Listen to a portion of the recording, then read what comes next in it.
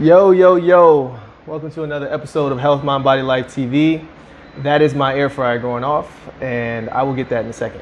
I got my man, my boy, somebody that I've grown to know over these past couple years.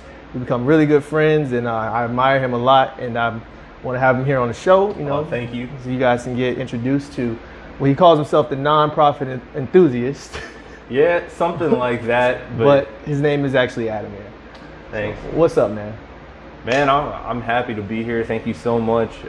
When you hit me up about doing this podcast, at first, you always get kind of out of your mind a little bit because you're like, what am I going to talk about or anything? Or you start thinking about like, oh, am I good enough to be on a podcast or anything like that? So first, I just want to say it's an honor. Thank you for thinking that, Dude, what I'm doing, everything like that is worth talking about. I'm honored to have you here, man. Like, I struggle with that being the host of the show. Like, am I good enough? Is anybody gonna watch it? Whatever, you know what I'm saying? But who cares? What'd you tell me that time we were talking? You were like, if you put your podcast out there and nobody listens to it, at least you did what you wanted to do, something like that. Yeah, no, absolutely, because overall, like with you doing your podcast and stuff, and really anybody, we get really caught up in this idea of, oh man, I have to do it perfectly. Yes. The first time. Yes. I struggle with that heavy. Yeah.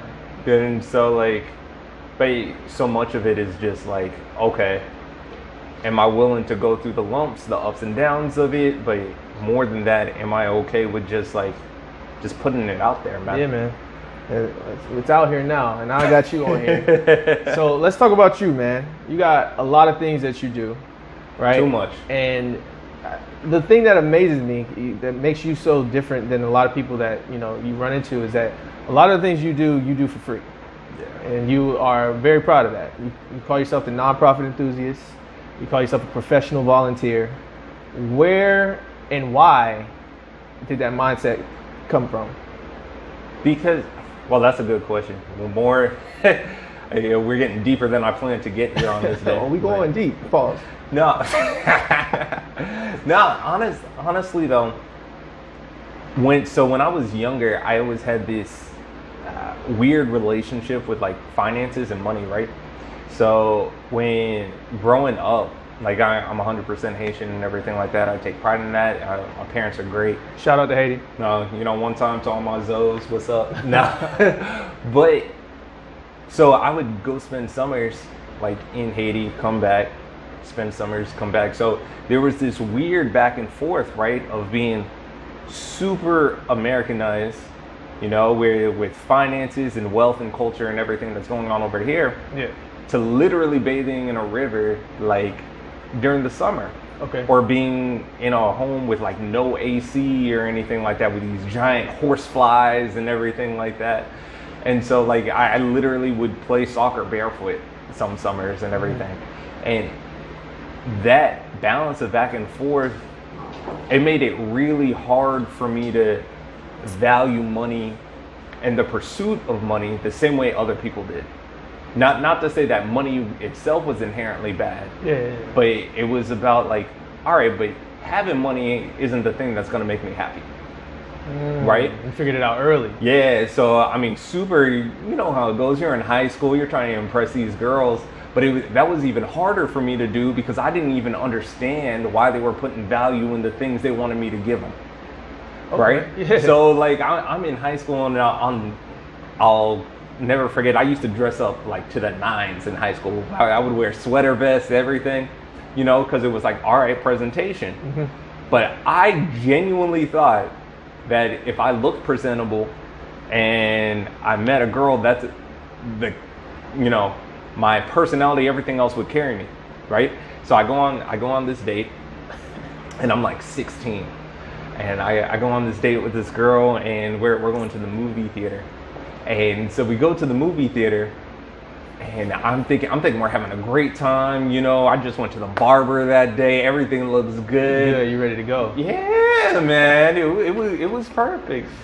And so I go there, and immediately, no one had explained to me that you're supposed to pay for everything.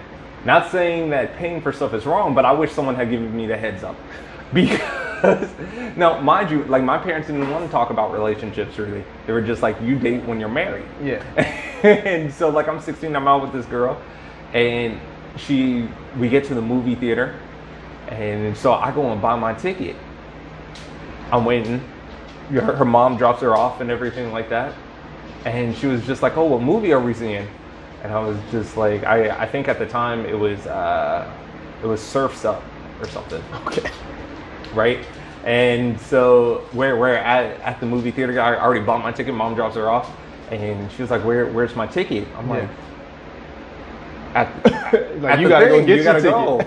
And she was just like, I was like, you don't know how a movie theater works? But she was like, oh no, I thought you'd buy it for me. And I was like, oh, okay, I didn't mean to not buy it for you if that's what you were expecting. So I go up, sold out. Couldn't go. So this I'm assuming you didn't get a second date after this. No, I did not. She said that was it. But she had already come into a mindset for me paying for things, and the date, it was supposed to go a certain way. And again, I'm not saying that those things can't be good things. Okay. And when you have clear expectations of how money works for you and all those type of things. Okay, you want to be the star of the show, dude? What's up? Dog. He's ready. But honestly, in my mind, it was, I'm coming just with me. You don't have an expectation from me to provide something for you. We're just here to like literally hang out. Yeah, the only expectation you have is for me to be myself. Is what you were assuming. And the world don't work like that. But what I found out was that mindset of what can you provide for me financially started to permeate through everything. It wasn't just how you dated, right? It was the type of friends you had, like, oh, you know, you got a cool ride or anything like that. What can you do? Oh, you got the hook up at the mall. Because I used to work in the mall at Hollister at the time. Okay. And it was just like, oh, can you give me a discount? Can you do this? And it became about what can you give me? As opposed to who are you, what's going on? I got you. And I couldn't, so I learned from like that dating experience, and even though I'm sure there's going to be a whole bunch of people killing on me, it's like, what you mean you didn't pay for it? I was 16. I was young. I should have brought her own money. I didn't know what I was doing. But the idea of what you can provide, and like I rebelled against that really hard because culturally, I was coming from a place where I would spend time with people who didn't have anything, right? And let me ask you this real quick: what was the mentality of those people? Were they happy? You know, it was one of those things that. They were happy for different reasons, right? I believe that, you know, American society can be really happy over stuff. Clearly in other countries and other places, they're happy too. But they're happier with less, you know? And you don't have to build up so much. Like I feel like there's a requirement for how much stuff you have, how much clout you have going on before you can even tell people you're happy, right? They want to hear about, like, there's a reason why we navigate towards sad stories, right? When you're on Facebook, the horrible stuff, right? All these clicks, all this stuff, right? Negative energy gets a lot of attention. It does. Yeah. It does. And then we don't want to like celebrate little things as frequently as we do, where I would go places and people are just happy the fact that like, oh, someone new came into town, right? So we're just happy the fact that like it didn't rain and I could get all my chores done today, right? So it's this different dynamic of I'm happy because I was put on this earth and I was able to get done what I wanted to get done today. Yeah. Right? And that was a different sense of joy. Yeah. And so my relationship with like what money meant to me was different at a younger age, and then as I got older, that became coupled with just like where I was spiritually with my faith and everything like that, and just like, you know, I don't hide it from anybody or anything like that. Like I believe in God, I'm a Christian and everything, but not only are you a Christian, but you're a youth pastor. Yeah. Well, which I think is pretty important to mention because I mean, you how old are you? I'm 29. 29. And you got a lot of stuff going on, you know, and every time I'm around you, it's always good energy.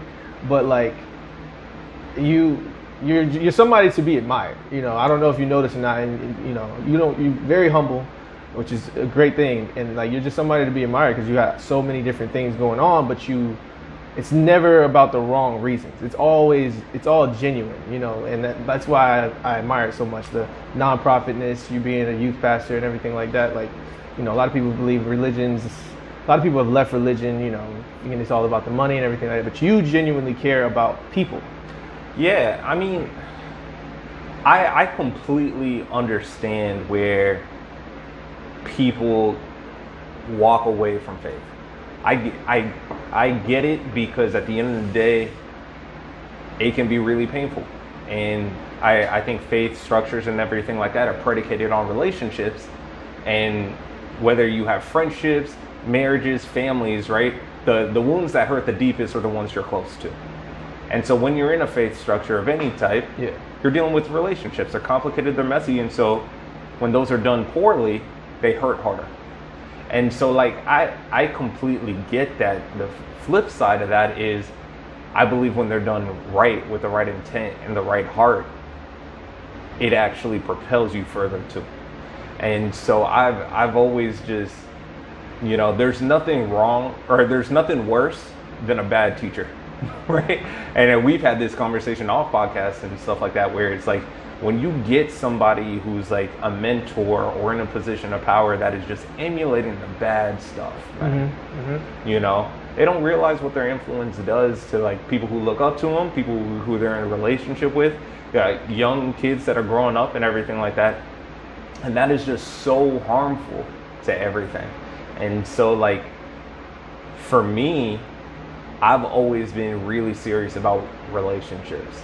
Yeah. Now, that's looked differently a lot of times, you know, and growing up for multiple reasons, but having real relationships with people has been something that's been super important to me. But a lot of people don't know how to have a real relationship, right? Okay, so define a real relationship. A real relationship to me, and I struggled with this too, is one that is structured in vulnerability, right? So that there's a moment of openness between two people where I'm not here to put on a facade. Yeah. Right? And that the whole aspect of our society that's predicated on like, I gotta look good for you to accept me. Well, we're already screwed from the jump, right? When we're talking about relationships, man, all social media is based off filters and what you put out there and the best look and presentation. 100 pictures taken, but you post the best one. Exactly, and how much time you spent on that, man. Yeah. It messes up with your mental, but Wait, we talking about that. you know, it does all of those things, but it'll mess up your relationships too, because relationships are based on openness. Yeah. I can't be open if I got a filter up. Plain and simple. You can't do that. Interesting. So if I'm looking at a relationship as vulnerability, because if I'm open, then that leads to trust, right? And then we start to trust each other, right? We got this exchange going where I can come to you, you can come to me. There's a place like that. Now, we're people, we're imperfect. We're gonna do things that hurt one another time to time, right? So what does accountability look like, right? If I go and talk to you about something, are you gonna take responsibility for your actions? Are you open to feedback? Or are you super defensive and you close down and it's more about, no, but look at what you did to make me do this, right? Because if I'm just trying to blame other people, I'm not trying to have a relationship with you. I'm trying to control you. And that's a very different thing. And I've had to learn that just even in my marriage, in my own relationships, whether it's working with kids or anything like that, that I desire to control, right? Because so you're taking a deep look at yourself, and these are principles that you've embodied. I don't get it right all the time. Yeah, that you try to embody. Let me say it like that. That you try to embody. Yeah. So that you can be the best version of yourself. Yeah. And you started thinking like this at what point in your life? You say you're 29 now, so. Man, okay, so aspects of that, I think, showed up in my life at different times, right?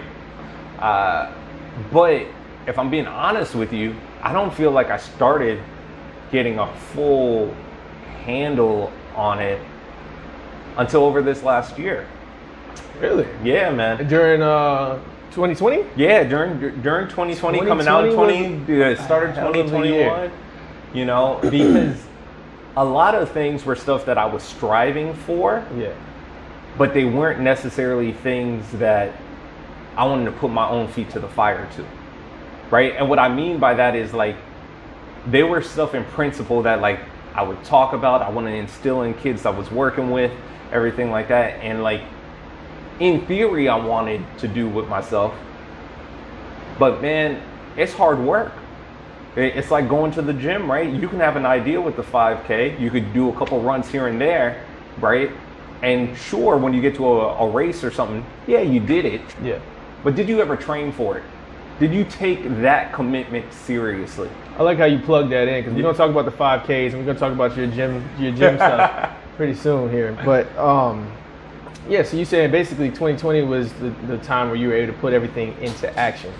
Yeah. And, like, you have been thinking about these things have been on your mind, and maybe you try to do it here and there, but 2020 is when you were able to really start taking strides. So you were already a youth pastor before 2020, right? Yeah, I was. And then you had the nonprofit organization going on, but now you became an officiant and you got an app coming out.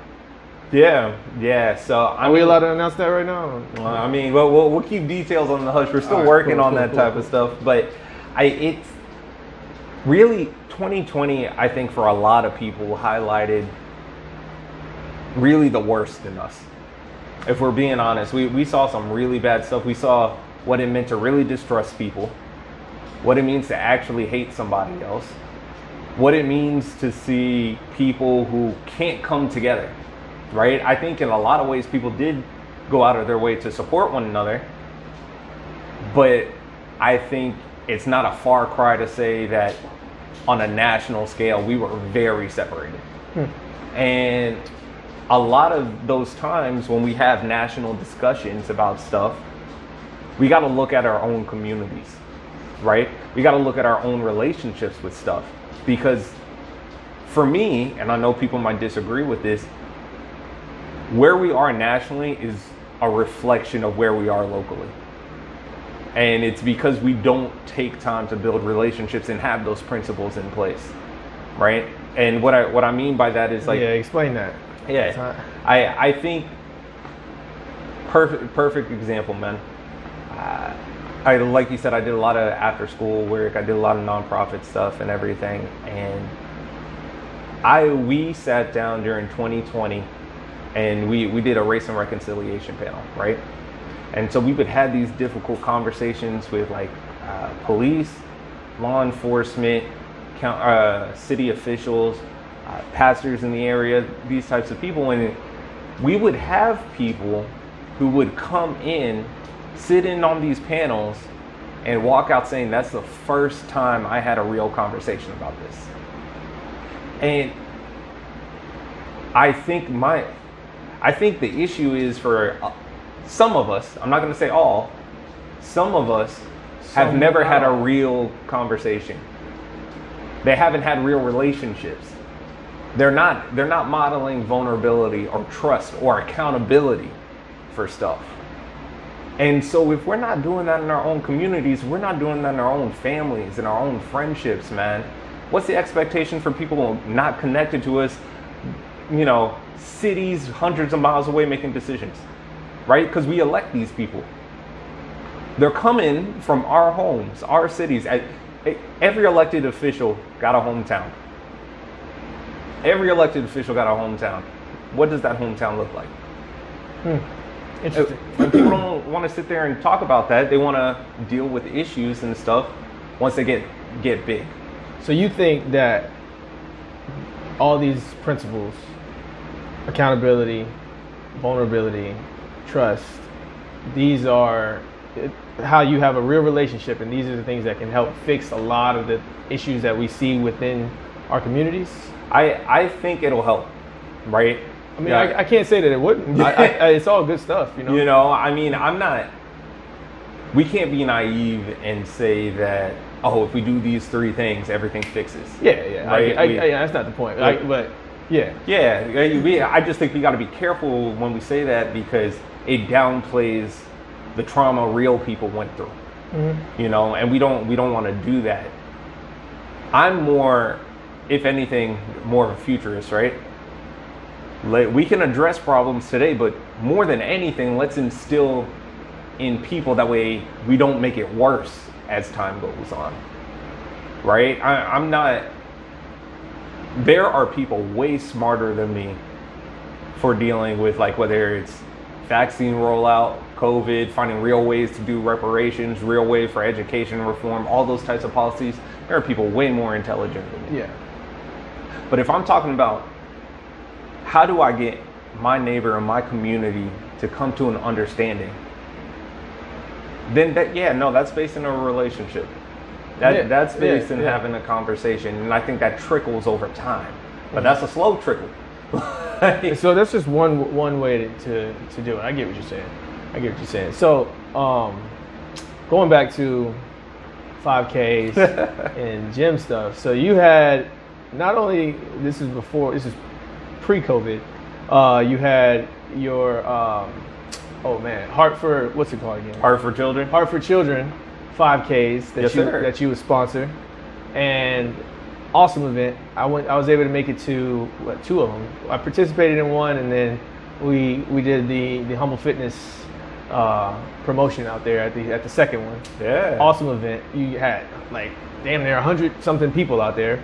How did that start? And what was that about? First and foremost, everything I've ever worked on, everything I've ever been a part of, I've never done by myself.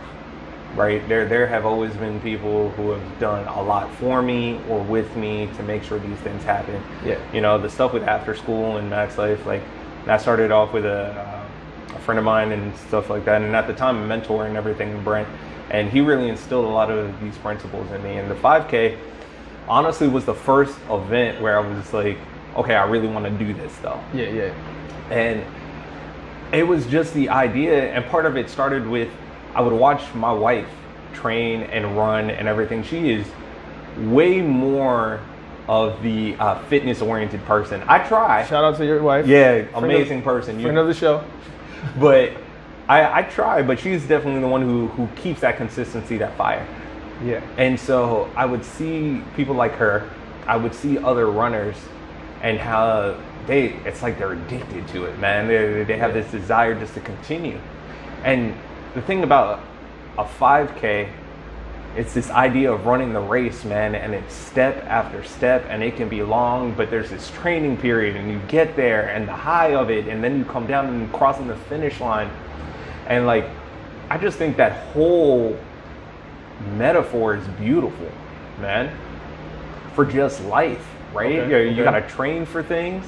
So sometimes it's hard, it's painful. You're gonna have some aches and you're gonna have some pains. You gotta put in the work that nobody sees. Exactly, but you show up, and when that gun pops or the whistle blows, you just take off. And some people are going at different paces, but you're gonna cross that finish line if you put in the work. Yeah. You know, and for me, seeing that coupled with the stuff we were doing with kids, when you're talking about raising a community, it's the same idea, right?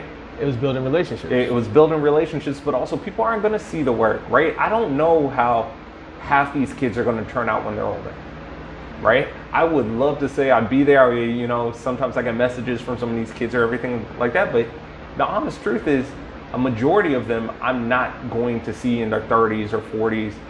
I can only hope that the work we did before, all the training we did up until this point, set them for actually running the race. Right? And so when we got involved, the race of life. Yeah, the race of life. You know, that's why it's called Max Life, Heart for Children. Okay, I got you. And so, but seeing people, I wanted to get people involved with supporting kids and kids' activities and after school programs and all of that stuff, because, you know, there's just not as many structures and support systems. I love the dogs. They're out here. Yeah. All right. But doing all of that stuff, and I wanted to get people involved, and seeing how much people were willing to do that, really heartwarming, honestly. Like you said, you came out, Humble came out, which was great. And seeing what those people were willing to do, their donations and everything towards children programming locally was amazing and stuff. And just that level of investment. But I mean, you know about investment for the amount of time you put into like just Humble and all of this, right? A lot of time, energy. Yeah, not enough time, to be honest with you, man. I could put more time into it. I need to get consistent with these episodes, you know, but you do what you can, man. I do what I can. I have a very, very busy schedule with the fire department and whatnot.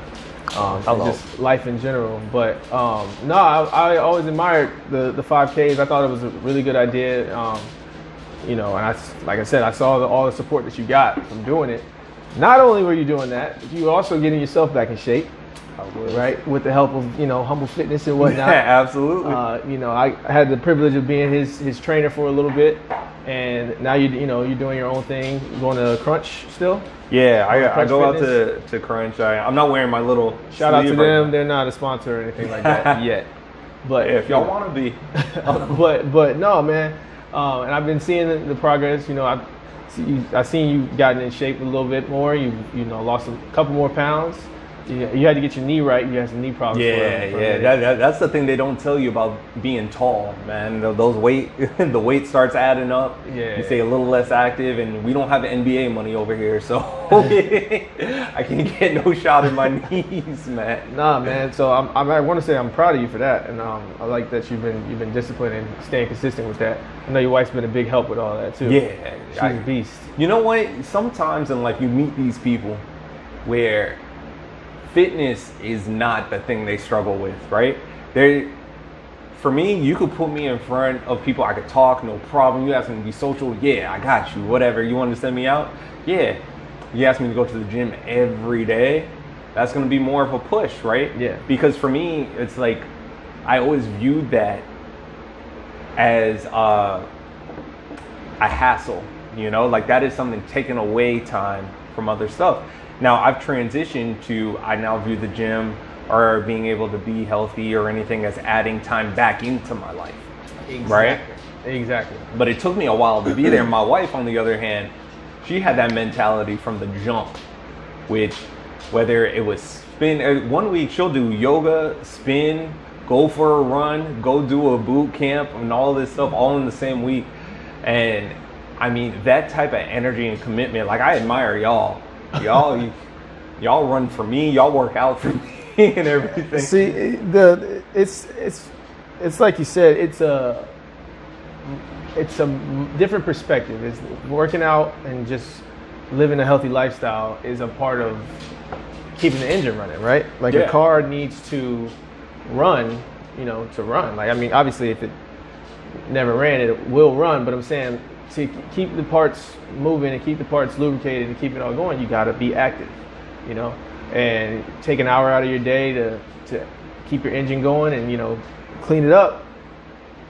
You'll be running for a long time. That's the way I look at it. I'm trying to get out of this life and out of my career as healthy as possible. Yeah. So it's a lifestyle. That's why I call this health, mind, body, life, because it encompasses all of those things. But ultimately, your life being best that it can be. You know what I mean? I'm no bodybuilder. I'm no, fitness model or anything like that.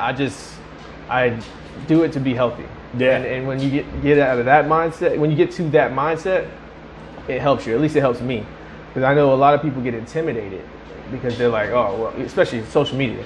You get on social media and you see this, this guy who's like all jacked or whatever the case may be, and you're like, well, damn, I went to the gym yesterday. I can never be that guy, so I'm just gonna give up. I don't have time for this. Yeah. Because it's already viewed as a burden. But when you switch the perspective, and you're like, that's fine. Other people look like this. That's cool. I can probably get to that one day, but for now, I'm just gonna focus on this being a part of me benefiting myself, me benefiting my health. Me when I do go out or whatever, I don't feel super tired or like I don't feel really bad when I'm out walking on the beach or whatever you're doing. You get that engine running and it's more efficient, you know what I mean? And so that's what it's about for me. I mean, like I said, I commend y'all. I'm trying to be like you, like for that amount of time and commitment. Like me, but you know, you're talking about investing in something and what it will give you out of it, right? That's what it is. You invest in yourself, though, with your Exactly. body. But too many people are investing in the wrong things, man. What do you mean? Yeah, or they're investing for the wrong reason, I guess is a better say. Like you touched on social media again, the way when it comes to just like working out, right? You're not investing for health, you're investing for look, right? They're going to the gym to look a certain way or do something stuff. And at that, I can't say everybody is. no, I'm not saying everybody or whatnot, but you see it, right? Or you even see people who like invest financially to have things as opposed to bless people. And I think there's a difference in that, right? I like that. Let's talk about that. Yeah, man. I mean, because everything you do is going to have an outcome, right? Yeah. And finances is just another one of those things. It's another tool for that. But you get to decide what that tool does to you, your person, your mentality, your relationships, and everything like that. And you can either make finances about how do I collect stuff, or it can be about like, all right, how do I leave this place better than how I found it? How do I leave my family in a better position than I found it? How do I make sure that, you know, if you're talking about college or anything like that, how do I prepare them for that? If you're talking about like, all right, if you're moving your family out of poverty, right? That's a different conversation. Your community, providing back, or if it's spiritual and tithes and giving back. But I think a lot of times we go and we get our dollar, right? We grab that dollar we got and we keep that clenched fist. I think that happens with people who, especially in the beginning, but people who've never had. See, there's not a lot of people like you who think that when I get, I'm gonna give, right? Yeah. A lot of people are just stuck at I'm gonna get, right? And then they get, and they're like, well, then I gotta get this, and I gotta get that. Which is, I can't say that there's anything necessarily wrong with that, but I also like your perspective as well of like, when you get, don't forget to give. There's a book I'm reading.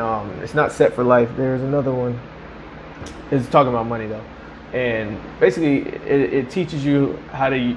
Money is a tool, right? A tool to be able to get you in positions or into places or the things that you may desire. But one of the chapters in there was about giving, right? And giving back, charities, this, whatever, however you can give back in return, even if it's knowledge, right? Maybe you might not give your money to somebody else, right? But you give the knowledge you pass the knowledge down of like, hey, this is what money is. Here's how you use it as a tool, and so on and so forth. But you're not. I don't know. In today's society, I don't think you find a lot of people like you with the mindset of like, when I get, I'm gonna give.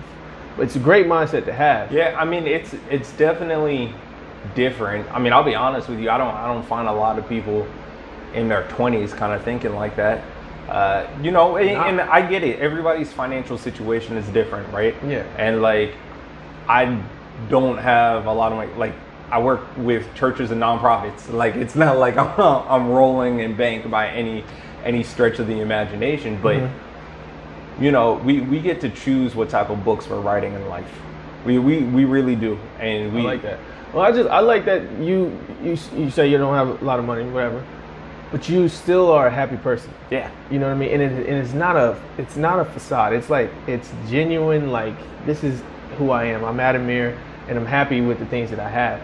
And a lot of people struggle with that. Sometimes I struggle with that too. You know what I mean? Like, just being happy with what you have, because there's this, I'm actually reading this book now. It's funny. It's Curtis Jackson, 50 Cent, Hustle Harder, Hustle Smarter. Right? Okay. So I was listening to the first 2 chapters, and you know, I work a lot. I work hard, and I lose a lot of sleep with what I do. But I was like, damn. I was listening to it, and I was like, damn. I feel like I'm not doing enough, right? And I had to have I had a conversation with my pops, and he had to just remind me of like, you got it good, man. Like, what do you mean you're not doing enough? Like, you probably need to take a break is what you need to do, you know? And it's hard for, I don't know, some people, myself included, it's like hard to not think that I can get to the next step. I can get to the next step. I got to do more. I got to do more. I got to do more.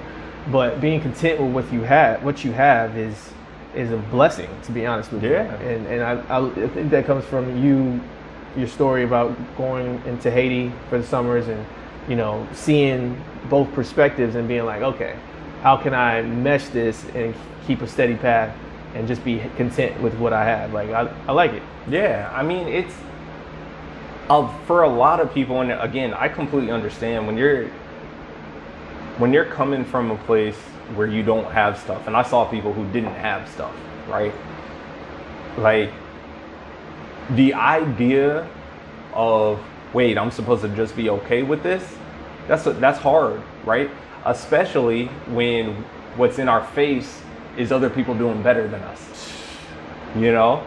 And that's a constant thing of just like, oh, look at what you could have if you only worked harder, if you only didn't sleep, if only you didn't do this or that, or if you had done this back when But it's such a unhealthy mindset when you think about it, right? It's terrible because you've already put yourself now in this comparison place without even having all the facts of what you're looking at. And social media, especially Instagram, plays a major factor in people having that mindset. I think that's what contributes to me sometimes having that mindset. Like, when I take my breaks from it, I notice myself getting out of that mindset. But when you're on it and you just scrolling, looking at random pictures, yeah, it really will. You know, you're looking at like, hey, they on a yacht. Exactly. You know what I mean? Like, but I like that. I like your mindset towards that, and like we've had our conversations and stuff like that. You've helped me get stuff in perspective, you know, and I think that you are the perfect person to be, you know, influencing kids' lives and things like that. I appreciate that. You're way too kind about all of that. I mean, you know, when you're doing like health, mind, body, and life, and just this full, like, holistic look at being healthy, right? And just saying like, well, your health and your body has to get right. Your mind has to get right. Your body overall, and what that means for impacting your life's overall health. Like, that's what it means to be a role model. Right? When you are causing others to make positive progress in those areas, regardless of what your vocation is, what your profession, what you do from 9 to 5, if you are positively impacting people in their health, their mind, their body, their spirit, and their life, then you're a success. Like that's what you are. And well, I appreciate that. Absolutely. And more, you know, my hope is that more people view themselves as a success, or they redefine what success means to them, right? Because if they redefine it, they'll start looking at it like, all right, how am I building people in these areas and these aspects of their lives? And if I'm doing that, you realize you don't need money for that. Yeah.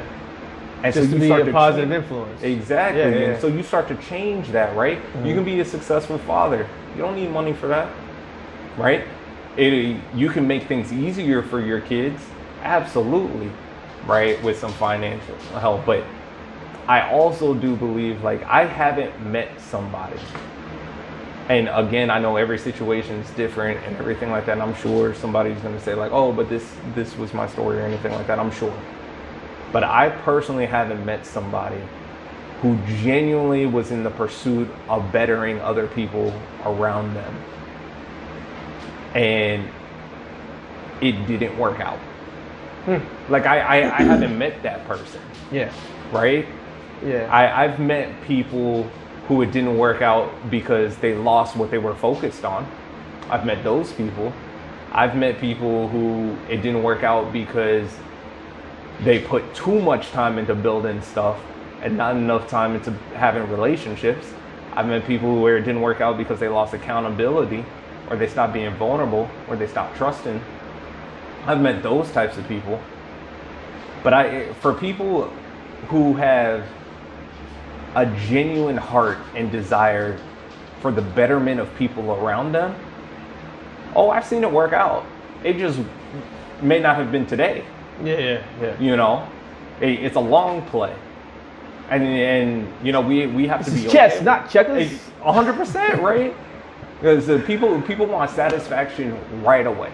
Well, we get it with everything. You know, like you gotta it started with microwaves. You know, and you got the vacuum. Now you don't have to sweep no more. You know, and now oh look, my phone. Like I can, you know, I need to pay that bill. I can pay it right here. If I need to, you know, whatever. It's all right there. You know, Tinder.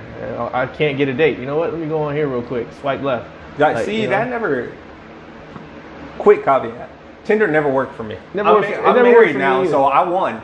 It never worked for me either. I'm not photogenic by any means. It never. I was on it for like 2 weeks, and I was like, nah. This you know what? I tried, and I guess I missed the initial wave, right?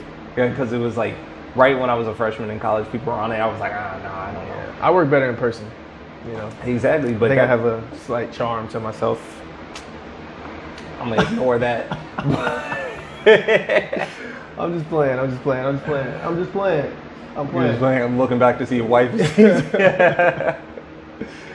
No, man, but that instant gratification, it'll mess up your psyche, man. So, you know, I just want to reiterate, like, thank you for having me on. Thank you for coming. All that you end up doing. You know, I tell you all the time, your family. You come over and share whiskey with me, and absolutely. You know, I mean, I ain't got nothing to hear. Yeah, you finish yours, man. I was talking too much. But nah, I'm glad you came on. This is not gonna be the last time. Yeah. I know you gotta go to bed. I gotta go to bed. I'm old, man. Get up and go to work early. Trick to being successful. Hey, look, we've been fighting about this since I've known him. I'm tired of this. You're not old, so stop acting like it. Say that to my knees. Anyway, hey, again, thank you for coming on the show, man. Appreciate you, bro. Always. People can follow you on IG. Yeah, you can. If you want to follow me, Nonprofit Enthusiast, or if you're looking to get married, you can do Officially Forever. That's forever with a 4, or you can go to officiallyforever.com. Or if you're looking to get plugged in someplace, I'm over at like Church Together. I help out at St. Mary's of the Angels, a whole bunch of different places, but I'm usually pretty transparent about what I got going on, so just ask me. Sweet, man, sweet. And I probably should have plugged this in the beginning of the video, but if you made it this far, don't forget to like the video, subscribe to the channel, and yeah, we out. Good stuff.